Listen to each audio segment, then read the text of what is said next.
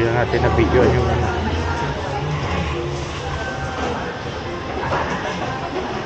Tara.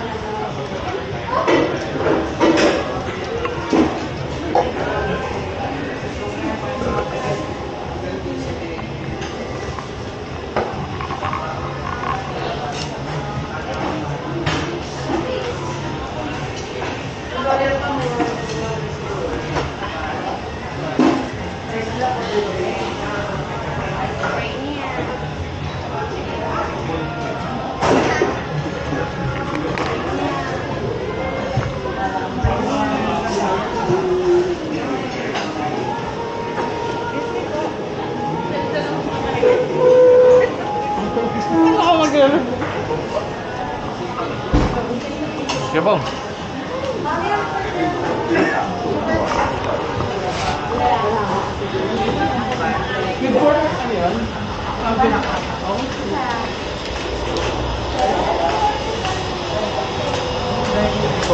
po. Oh, dami. Kaya nga.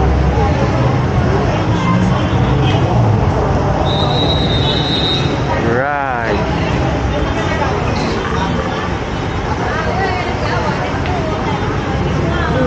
Bili kayo mga damit mo.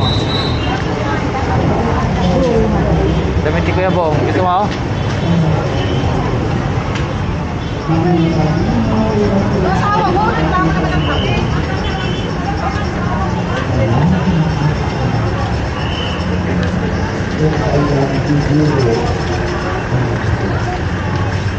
diyan kami pipila Kuya Bong.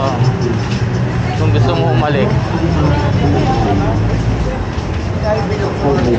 Atras ng pahalik. Pero walang nakakalam kung kailan at kung paano tayo kukunin ng Diyos. Kaya sabi ng ating Panginoon, wag kayong magpalinlang. Ayaw mo?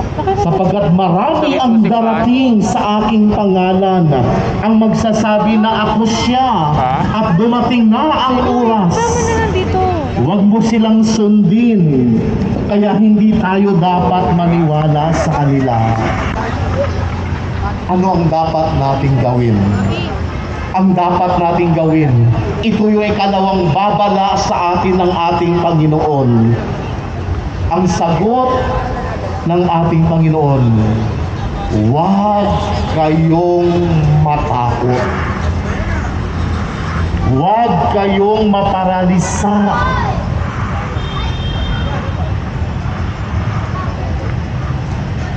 Hindi tayo dapat matakot. Kahit may marinig tayong digmaan at pag-aalsa, o kapag magkaroon ng malakas na lindol, tagutom at mga salot, o mga kakilakilabot na bagay.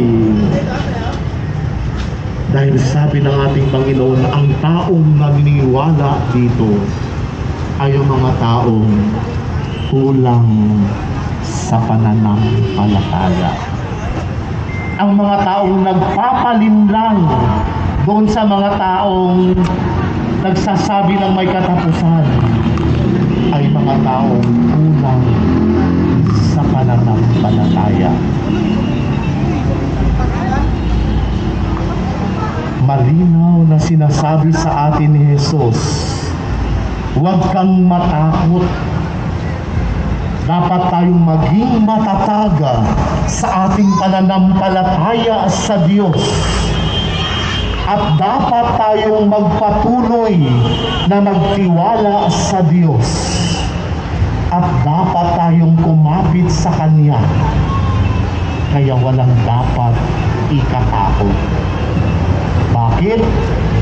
Ito ay dahil ang katapusan ng panahon ay nangangahulugan ng tagumpay ng Diyos at ng Kaniyang kabutihan. Ang katapusan ng panahon, ito ay ang kaluwalhatian ng Diyos na ang Kaniyang paghahari ay mahahayag. Ang Diyos ang siyang mamumuno sa atin at maghahari sa atin. Siya ay magtatagumpay laban sa mga kasalanan, laban sa mga pagsubok at kamatayan. Kung ang kapunuan ng mundo ay humantong sa atin sa matakot at nakakatakot, ito ay nagpapakita lamang na ang buhay natin ay hindi patugma sa buhay ni Jesus. Kaya anong paalala sa atin? Ngayon ang panahon para baguhin natin ang ating buhay bago tayo maubusan ng oras.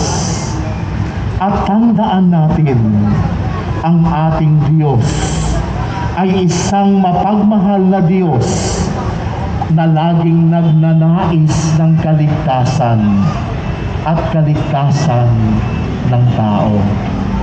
Hindi hinahangad ng Diyos na tayo ay parusahan. Hindi hinahangad ng Diyos na tayo ay mamamatay. Isa lang ang hinahangad sa atin ng Diyos, na tayo ay magkaroon ng buhay na walang hanggan kasama niya sa langit. Kaya nga sinasabi sa atin ni Santa Teresa of Avila, let nothing disturb you, nothing frighten you. Ang lahat ng bagay ay lumilipas at nagbabago. Isa lang ang hindi lumilipas at nagbabago, ang Diyos. Kahit natingnan natin may ganitong backdrop, ang huling panahon, tulad ng pagkawasak, mga sakuna, pag-uusig, pagkakulong, palaging mayroong katiyakan kay Jesus. Ano yung assurance sa atin ng ating Panginoon? Kapag tayo nananatiling matapat sa Kanya, anong ina-assured sa atin ng ating Panginoon? Unang assurance ng Panginoon, laging mayroong pag-asa. Laging mayroong pag-asa mula kay Jesus. Sinasabi ni Jesus, kapupuotan kayo ng lahat dahil sa akin.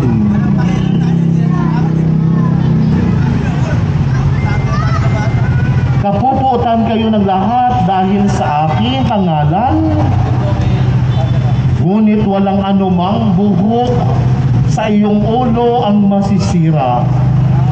Mga kapatid, oo, may paghihirap, ngunit sa huling araw, tayo ay magiging bayani sa harap ng Diyos. Oo, biktima tayo sa huli, pero sa huli, tayo ang mananalo. May mga pagsubok, hindi maiiwasan na, pero sa huli, tayo ang magtatagumpay.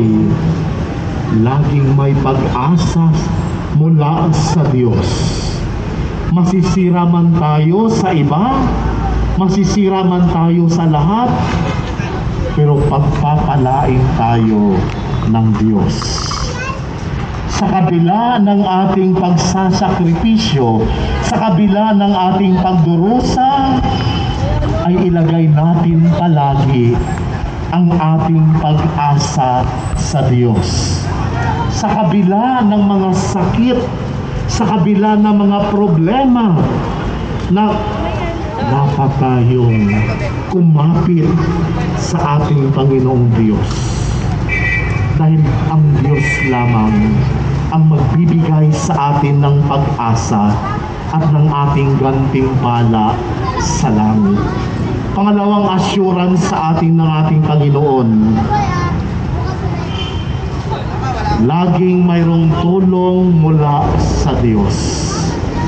Sinasabi ni Jesus, sapagkat ako mismo ang magbibigay sa inyo ng karunungan sa pagsasalita sa lahat ng sa iyong mga kalaban, at walang kapangyarihan na lumaban at pabulaanan. Sa ating pakikibaka, hindi tayo pababayaan ng Diyos. Hindi tayo pababayaan ng Diyos dahil lagi natin siyang kasama. Lagi tayong tutulungan ng Diyos. Isa lang ang hinihingi sa atin ng Diyos: manatiling matapat sa gitna ng pagsubok, problema. God, batiin natin. Lagi maging Okay na, tapat text ko. sa ating pananampalataya. Naka-on to? Oo nga. Dahil ang Diyos ay tapat din sa Kaniyang Kaya may laki. salita na tayo ay hindi niya papabayaan. Amen. Tumayo po ang lahat, sumasampalataya ako sa Diyos amang makapangyarihan sa lahat, na may gawa ng langit at lupa. Sumasampalataya ako kay Heso Kristo, iisang anak ng Diyos, Panginoon nating lahat. Nagkatawang tao siya, lalang ng Espiritu Santo. Ipinanganak ni Santa Mariang Birhen, pinagpakasakit ni Poncio Pilato, ipinako sa krus, namatay, inilibing, nanaog sa kinaroroonan ng mga yumao. Nang may ikatlong araw na buhay na maguli, umakyat sa langit, naluluklok sa kanan ng Diyos amang makapangyarihan sa lahat. Doon magmumulat paririto at huhukom sa nangabubuhay at nangamatay na tao. Sumasampalataya naman ako sa Diyos Espiritu Santo, sa banal na simbahang Katolika, sa kasamahan ng mga banal, sa kapatawaran ng mga kasalanan, sa pagkabuhay na maguli ng nangamatay na tao, at sa buhay na walang hanggan. Amen. Ama naming tapat, inihanda mo kami sa pagdating ng iyong anak, sa pamamagitan ng iyong pagpapahintulot sa aming makisano, sa pagtataguyod ng iyong kaharian, sa iyong espiritu. Pakinggan mo ang aming mga panalangin habang kami umaasa sa kaligtasang paparating. Kami dumadalangin. Ama, sa pamamagitan ng iyong anak, kami iyong pinubos. Ama, sa pamamagitan ng iyong anak, kami iyong tinutubos. Mas maging sensitibo nawa si Papa Francisco, ang mga obispo, pari, diakono at mga laiko sa paggalaw ng iyong espiritu sa aming bawat salita at gawa.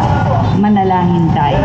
Ama, sa pamamagitan ng iyong anak, kami iyong tinutubos.